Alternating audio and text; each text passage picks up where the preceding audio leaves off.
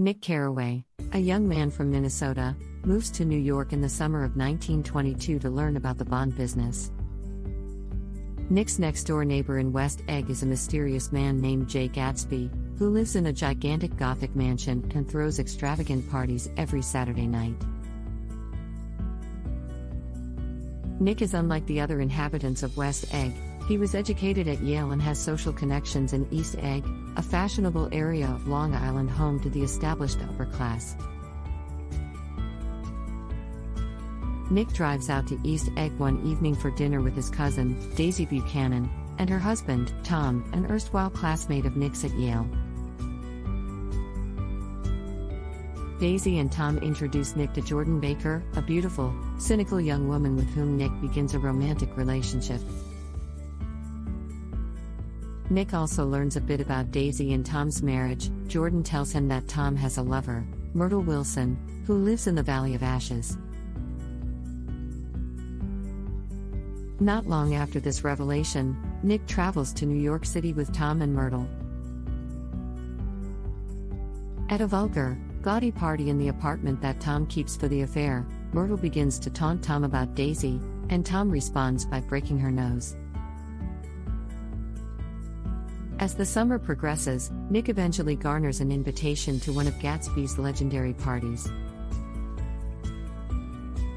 He encounters Jordan Baker at the party, and they meet Gatsby himself, a surprisingly young man who affects an English accent, has a remarkable smile, and calls everyone old sport.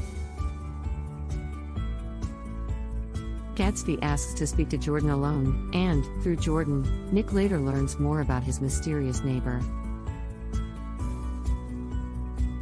Gatsby tells Jordan that he knew Daisy in Louisville in 1917 and is deeply in love with her. He spends many nights staring at the green light at the end of her dock, across the bay from his mansion. Gatsby's extravagant lifestyle and wild parties are simply an attempt to impress Daisy.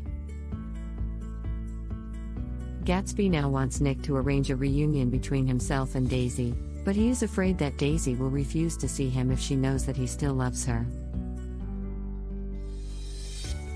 Nick invites Daisy to have tea at his house, without telling her that Gatsby will also be there. After an initially awkward reunion, Gatsby and Daisy re-establish their connection. After a short time, Tom grows increasingly suspicious of his wife's relationship with Gatsby. At a luncheon at the Buchanan's house, Gatsby stares at Daisy with such undisguised passion that Tom realizes Gatsby is in love with her. Though Tom is himself involved in an extramarital affair, he is deeply outraged by the thought that his wife could be unfaithful to him. He forces the group to drive into New York City, where he confronts Gatsby in a suite at the Plaza Hotel. Tom asserts that he and Daisy have a history that Gatsby could never understand, and he announces to his wife that Gatsby is a criminal. His fortune comes from illegal activities. Daisy realizes that her allegiance is to Tom, and Tom contemptuously sends her back to East Egg with Gatsby, attempting to prove that Gatsby cannot hurt him. When Nick, Jordan, and Tom drive through the Valley of Ashes, however, they discover that Gatsby's car has struck and killed Myrtle, Tom's lover. They rush back to Long Island, where Nick learns from Gatsby that Daisy was driving the car when it struck Myrtle, but that Gatsby intends to take the blame.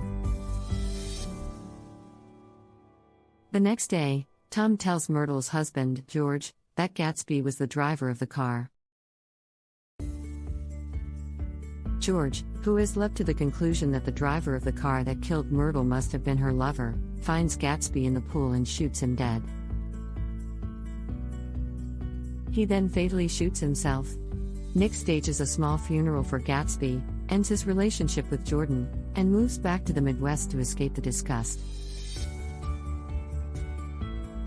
He feels for the people surrounding Gatsby's life and for the emptiness and moral decay of life among the wealthy on the East Coast. Nick reflects that just as Gatsby's dream of Daisy was corrupted by money and dishonesty, the American dream of happiness and individualism has disintegrated into the mere pursuit of wealth. Though Gatsby's power to transform his dreams into reality is what makes him great, Nick reflects that the era of dreaming, both Gatsby's dream and the American dream, is over.